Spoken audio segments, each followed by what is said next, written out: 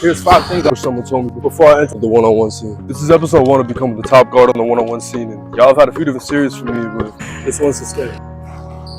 So I've now played 2 games on the one-on-one scene. One an official game, which is my debut against Coda, and then one informal matchup. For tip number 1, man, it's mad physical.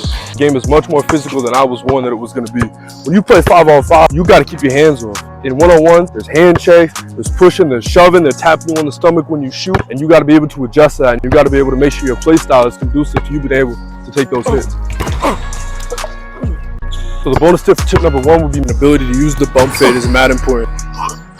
Tip number 2, conditioning. I'm not just talking about I can run a mile, whatever the case may be. Mental fortitude will separate you in this game. When I played Coda in my debut last week, I run where I scored 8 straight.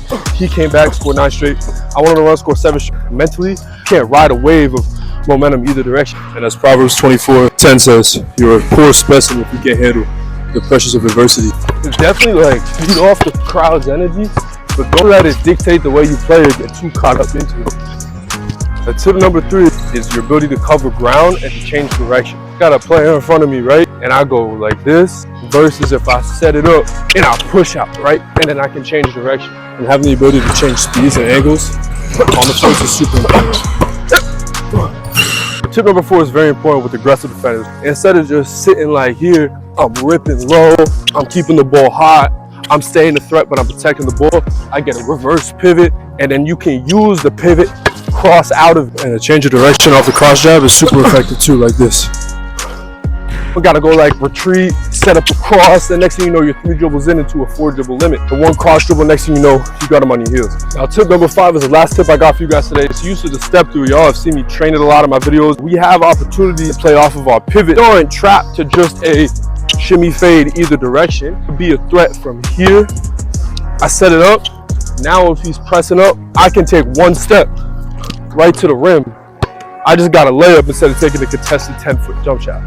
I figured I'd bless y'all on my first episode of the journey to be the number 1 guard in the one-on-one scene.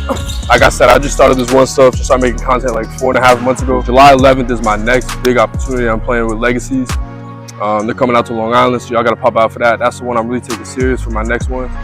And until then, I'm just gonna be in the lab, and y'all gotta stay tuned with what I got coming, because I think I really got, once I really tap into my poise, my physicality on both sides of the ball, and just being patient, I think I got a lot of game that I can really bring to the scene, and I think I can take this really far. So all glory to the Lord, and I appreciate y'all for tapping in.